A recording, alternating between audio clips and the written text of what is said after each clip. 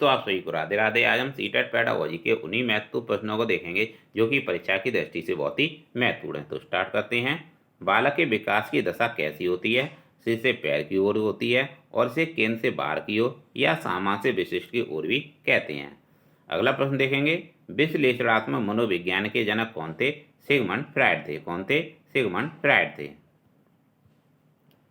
तूफानी अवस्था किसे कहा जाता है? किशोरावस्था को तूफानी अवस्था कहा जाता है। किशोरावस्था को तूफानी अवस्था किसने कहा है? स्टैनली हॉल ने कहा है।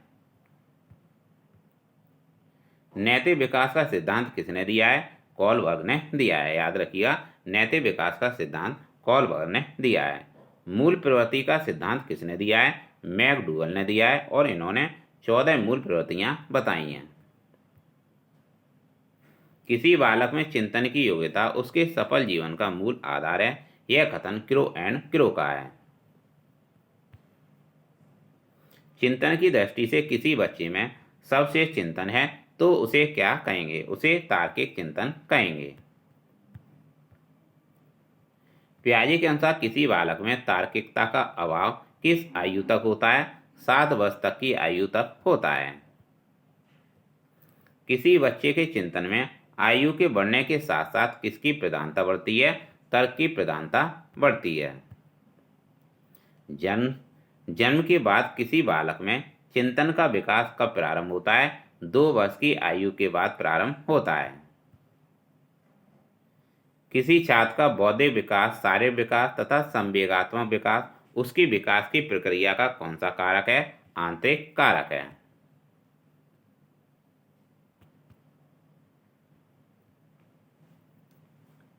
दोस्तों, माता पिता से संतानों को प्राप्त होने वाले गुण को क्या कहते हैं?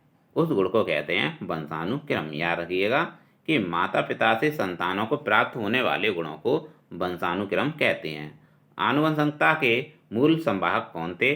जीन्स थे। कौन थे? जीन्स हैं। पियाजे के अनुसार 4 से 8 माह में कौन सा संज्ञानात्मक विकास होता है? आँख हाथ संबंध होता है। प्राथमिक आवश्यकताओं को दैहिक आवश्यकता से भी जाना जाता है। बाल अध्ययन के पिता किसे कहा जाता है? स्टैनली हॉल को कहा जाता है बाल अध्ययन का पिता। कौन से सिद्धांत में बालकाल के अनुभव के विकासात्मक आयाम पर बल दिया गया है? इसका राइट आंसर है मनोविश्लेषणवाद पर। किस पर दिया गया है? मनोविश्लेषणवाद पर। तो याद रखिएगा कि कौन से सिद्धांत में बालकाल के अनुभव के विकासात्मक आयाम पर बल दिया गया है? मनोविश्लेषणवाद पर बल दिया गया है। अगला प्रश्न देखेंगे। नवजात के स्वास्थ्य को जांचने के लिए प्रयोग में ली जाने वाली मापनी स्केल है। क्या है? WISC स्केल है। क्या है? WISC स्केल है। याद रखिएगा कि नवजात के स्वास्थ्य को जांचने के लिए प्रयोग में ली जाने वाली मापनी स्केल है WISC स्केल। शरीर के शीर्ष भाग से प्रारंभ होकर नीचे की दिशा में होने वाली शारीरिक वृद्धि को जाना जाता है। किस नाम से जाना जाता है? सिर पदाभिमुख अनुक्रम के नाम से जाना जाता है। किस नाम से? सिर पदाभिमुख अनुक्रम के नाम से जाना जाता है। याद रखिएगा कि शरीर के शीर्ष भाग से प्रारंभ होकर नीचे की दिशा में होने वाली शारीरिक वृद्धि को किस नाम से जाना जाता है? सिर पदाभिमुख अनुक्रम के नाम से जाना जाता है।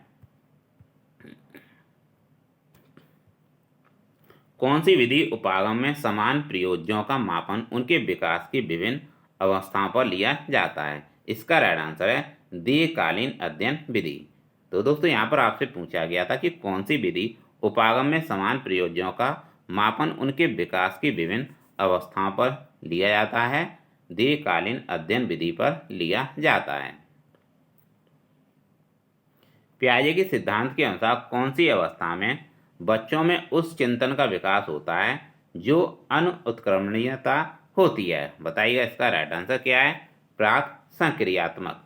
इसका राइट आंसर है प्राक संक्रियात्मक। यहाँ पर आपसे पूछा गया था कि पियाजे के सिद्धांत के अनुसार कौन सी अवस्था में बच्चों में उस चिंतन का विकास होना है जो अनुत्क्रमणीयता होती है? इसका राइट आंसर है प्राक संक्रियात्मक। निम्न में से किसने बच्चों में वस्तु स्थैर्य के विकास को समझने की सहायता की है? इसका राइट आंसर है पियाजे। याद रखिएगा, यहाँ पे आपसे पूछा गया है कि निम्न में से किसने बच्चों में वस्तु स्थैर्य के विकास को समझने की सहायता की? पियाजे इसका राइट आंसर है। निजी वस्तुओं का सजीव गुण देने वाली प्रकृति का पियाजे ने क्या नाम दिया है? सजीव चिंतन दिया है। याद रखिएगा कि निजी वस्तुओं का सजीव गुण देने वाली प्रकृति का पियाजे ने सजीव चिंतन नाम दिया है। बच्चों के सीखने की प्रक्रिया में माता पिता को अग्रोन्मुखी भूमिका निभानी चाहिए। कैसी भूमिका निभानी चाहिए? माता पिता को अग्रोन्मुखी भूमिका निभानी चाहिए। सीखने के अंतर्दृष्टि सिद्धांत को किसने बढ़ावा दिया है? गेस्टाल्ट सिद्धांतवादी ने दिया है। तो याद रखिएगा कि सीखने के अंतर्दृष्टि सिद्धांत को किसने बढ़ावा दिया है? गेस्टाल्ट सिद्धांतवादी ने दिया है। बेसिक शिक्षा हेतु महात्मा गांधी ने किस पाठ्यक्रम पर बल दिया? हस्तकला केंद्रित पर दिया। तो याद रखिएगा कि बेसिक शिक्षा हेतु महात्मा गांधी ने हस्तकला केंद्रित पाठ्यक्रम पर बल दिया था। मूल्यांकन से क्या अभिप्राय है? छात्रों के अधिगम की सफलता व असफलता का अध्ययन करना ही मूल्यांकन कहलाता है। याद रखिएगा कि मूल्यांकन किसे कहते हैं? छात्रों के अधिगम की सफलता व असफलता का अध्ययन करना ही मूल्यांकन कहलाता है। राष्ट्रीय दृष्टि बाधितार्थ संस्थान स्थित है। कहाँ स्थित है? राष्ट्रीय दृष्टि बाधितार्थ संस्थान कहाँ स्थित है? देहरादून उत्तराखंड में स्थित है। कहाँ पर स्थित है? देहरादून उत्तराखंड में स्थित है। सूक्ष्म शिक्षण जिसे माइक्रो टीचिंग कहते हैं, इसके जनक कौन थे? रॉबर्ट बुश थे। तो याद रखिएगा माइक्रो टीचिंग के जनक कौन थे? रॉबर्ट बुश थे। रॉबर्ट बुश हैं। अगला प्रश्न देखेंगे, इकाई उपागम के जनक कौन है? मॉरिसन है। कौन है? मॉरिसन है। जन्म के समय बालक में कितनी हड्डियां होती हैं? 270 हड्डियां होती हैं। अगला प्रश्न देखेंगे, शरीर में सबसे लंबी हड्डी कौन सी होती है? फीमर हड्डी होती है, जो कि जांघ की हड्डी होती है। कौन सी हड्डी होती है? जांघ की हड्डी को कहते हैं फीमर हड्डी। तो सबसे लंबी हड्डी कौन सी होती है शरीर में? जांघ की हड्डी होती है। शरीर में सबसे छोटी हड्डी का नाम क्या है? स्टेपीज है, जो कि कान की हड्डी है।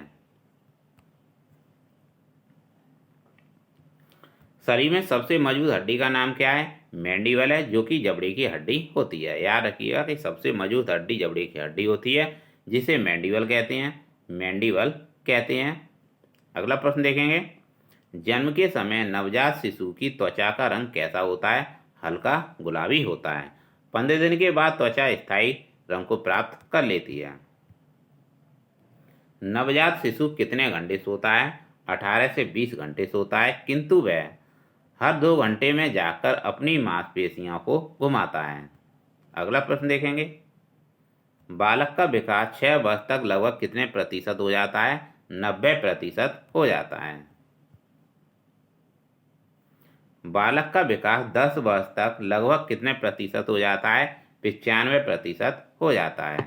बाल्यावस्था में बालक की हड्डियां कितनी होती हैं? बाल्यावस्था में बालक की हड्डियां 270 से 350 तक होती हैं। कितनी होती हैं? 270 से 350 तक होती हैं।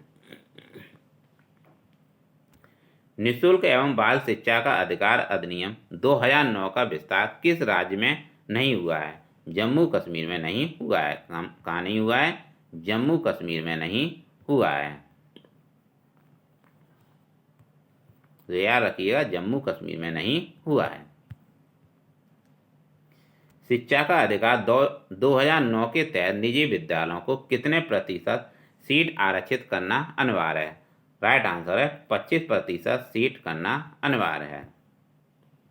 12 वर्ष तक के बालक के मस्तिष्क का भार कितना होता है? 1260 ग्राम होता है, जबकि एक स्वस्थ मनुष्य के मस्तिष्क का भार 1400 ग्राम होता है। तो दोस्तों याद रखिएगा कि 12 वर्ष तक के बालक के मस्तिष्क का भार लगभग 1260 ग्राम होता है, जबकि एक स्वस्थ मनुष्य के मस्तिष्क का भार 1400 ग्राम होता है। मनुष्य के शरीर में कितनी हड्डियां होती हैं? 206 हड्डियां होती हैं, जबकि बालक के जन्म के समय बालक में 270 हड्डियां होती हैं। जबकि बालक के जन्म के समय कितनी हड्डियां होती हैं? 270 हड्डियां होती हैं। एवं बाल्यावस्था में बालक की हड्डियां 350 होती हैं। किस अवस्था में? बाल्यावस्था में। जन्म के समय 270 और बाल्यावस्था में 350 होती हैं, जबकि मनुष्य के शरीर में 206 हड्डियां होती हैं। किशोरावस्था की मुख्य विशेषता निम्न में से कौन सी है? आत्मगौरव होती है किशोरावस्था की मुख्य मुख्य विशेषता होती है आत्मगौरव। किसी बालक में तर्क तथा समस्या समाधान की शक्ति का विकास कब होता है? 12वीं वर्ष में होता है। कितनी वर्ष होता है? 12वीं वर्ष होता है। किसी बालक की समस्याओं के विषय में पता लगाने के लिए कौन सी उपयोगी मनोवैज्ञानिक विधि है? परीक्षण विधि है। तो याद रखिएगा, किसी बालक की अगर समस्या के विषय में पता लगाना होता है तो उसकी उपयोगी मनोवैज्ञानिक विधि होती है परीक्षण विधि। अनुकरण के द्वारा अधिगम का नियम किसके द्वारा प्रतिपादित किया गया था? हैगार्टी के द्वारा प्रतिपादित किया गया था। आधुनिक विचारधारा के अनुसार सीखने की सबसे विधि कौन सी है? मिश्रित विधि है। याद रखिएगा, आधुनिक विचारधारा के अनुसार सीखने की सबसे विधि मिश्रित विधि है। सीखने की प्रभावशाली विधि कौन सी है? व्याख्यान एवं वाद विवाद की विधि है सीखने की प्रभावशाली विधि। एक शिक्षक विषय वस्तु के साथ अपने बालक के संदर्भ में अंतःक्रिया करता है। क्या करता है? अंतःक्रिया करता है। सीखना विकास की प्रक्रिया है। यह कथन किसका है? यह कथन वुडवर्थ का है। तो याद रखिएगा कि सीखना विकास की प्रक्रिया है, यह कथन वुडवर्थ का है। अंतर्दृष्टि द्वारा अधिगम का प्रतिपादन किसने किया था? गेस्टाल्ट मनोवैज्ञानिक द्वारा किया गया था अंतर्दृष्टि द्वारा अधिगम का प्रतिपादन। भूल प्रयास द्वारा अधिगम के सिद्धांत का प्रतिपादन निम्न में से किसने किया था? थॉर्नडाइक ने किया था। याद रखिएगा कि भूल प्रयास द्वारा अधिगम के सिद्धांत का प्रतिपादन थॉर्नडाइक ने किया था। किस विद्वान ने कहा है कि बुद्धि की संरचना में मूल रूप से दो कारक होते हैं? यह कथन है स्पीयरमैन का। तो याद रखिएगा, किस विद्वान ने कहा है कि बुद्धि की संरचना में मूल रूप से दो कारक होते हैं? यह स्पीयरमैन का कथन है। लास्ट प्रश्न देखेंगे। मनोविज्ञान की भाषा में किसका अर्थ आकार में वृद्धि से लिया गया है? इसका राइट आंसर है अभिवृद्धि से लिया गया है। समस्या समाधान वह प्रतिमान है जिसमें तार्किक चिंतन निहित होता है। यह कथन किसका है? यह कथन है स्टैनले हॉल का। किसका है? स्टैनले हॉल का है। याद रखिएगा कि समस्या समाधान वह प्रतिमान है जिसमें तार्किक चिंतन निहित होता है। यह कथन स्टैनले हॉल का है। लास्ट प्रश्न देखेंगे। मॉन्टेसरी शिक्षा प्रणाली के जनक कौन थे? डॉक्टर मारिया मॉन्टेसरी थे, जो कि इटली के थे। यह विधि इंद्रियों यानी ज्ञानेंद्रियों के प्रशिक्षण पर बल देती है। एक और देखेंगे लास्ट। खेल पद्धति के जनक कौन है? हेनरी क्रॉल्ड बेल कुक हैं। कौन है? खेल पद्धति के जनक हेनरी क्रॉल्ड बेल कुक हैं। तो दोस्तों, ये थे सीटेट पेडागोजी के महत्वपूर्ण प्रश्न। तो दोस्तों, ऐसे ही प्रश्न आपके लिए लाते रहेंगे जिससे कि आपको आगामी एग्जाम में अधिक से अधिक हेल्प मिल सके। दोस्तों, चैनल को सपोर्ट करने के लिए लाइक और शेयर जरूर करें। मिलते हैं नेक्स्ट क्लास में। Thank for watching.